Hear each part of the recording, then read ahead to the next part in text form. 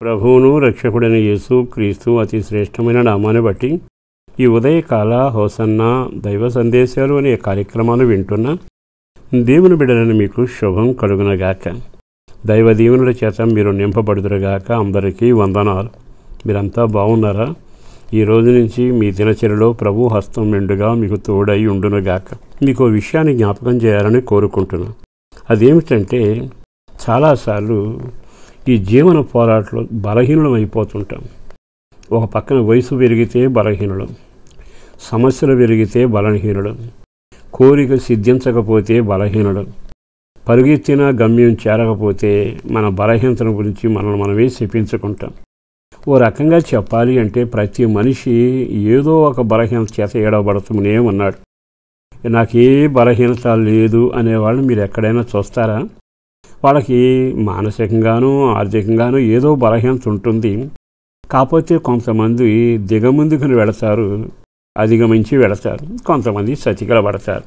కానీ నీ దినచర్యలో దేవుడు ఎప్పుడు ఏం కోరుకుంటాడో తెలుసా? ప్రతిరోజు నూతన కృప చేత నువ్వు నింపబడాలి, నూతన బలం చేత నింపబడాలి.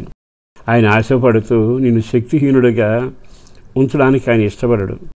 ముసలివారు సహితం మరలా మోవేస్తారనే మాట రాయబడింది. ఒక వాక్యం చదువుతాను, మీరు జాగ్రత్తగా వినండి. యెషయా గ్రంథం 40వ అధ్యాయము 29వ వాక్యంలో ఇలాగున రాయబడి ఉంది: శక్తిహీనులను బలాభివృద్ధి కలుగు చేయవాడు ఆయనే. శక్తిహీనులకు అంటే బలహీనులకు. ఒకసారి జీవితంలో బలహీనత చోటు చేసుకున్నాక దాన్ని ఆధారం చేసుకునే మనిషికి నేనేం చేయలేను, ఏం తినలేను, నా జీవితం ఎవరికి ఉపయోగపడదు అంటూ తను తక్కువ చేసి మాట్లాడటం మనం గమనిస్తాం. ఈ రోజున సేవకుడిగా మీతో చెబుతాను, నీవు తక్కువ చేసుకుని మాట్లాడుకున్నప్పుడు సాతాను ఇంకా తన బలాన్ని ప్రయోగించి నిన్ను శక్తిహీనుడిగా మారుస్తుంది. కానీ నువ్వు చేయాల్సింది ఏమిటో తెలుసా?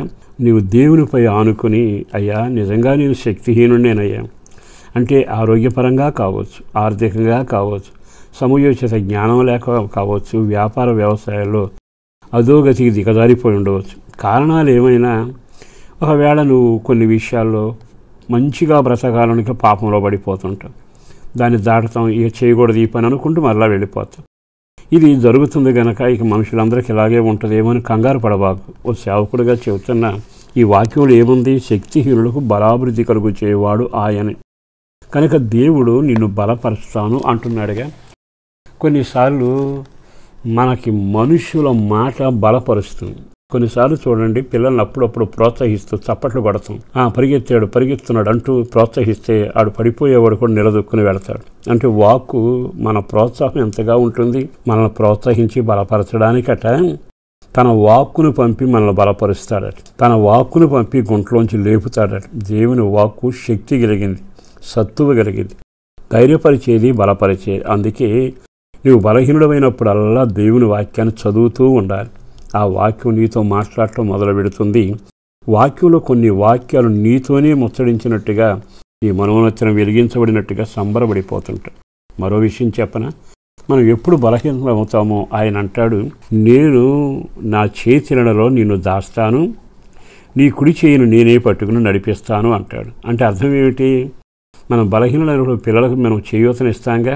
ఇది మన ఆత్మీయత శారీరక జీవితంలో కూడా నిలబెట్టగలను. నీ చేతులుగా ఆయన పట్టుకుంటే, బలమైన వారి చేతిలో నీ చెయ్యి ఉంటే ఎంత బాగుంటుంది. మరొక మాట కూడా చెప్పనా? ఆయన నిన్ను బలపరచడానికట ఇక నీ ఓపిక లేకపోతే తన భుజాన్ని మోసుకుంటూ నిన్ను తీసుకుని వెళతాడట. అంటే శారీరకంగా ఆయన మనకు మోసినట్టు అనిపించదు, కానీ దేవునికి కానీ నువ్వు అప్పగించి ఆయన సందులో మోకరించి ప్రార్థన చేస్తే ఆయన నీ భారం అంతా తన మీద వేసుకుంటాడు. నీకు అప్పుడేమనిపిస్తుంది తెలుసా?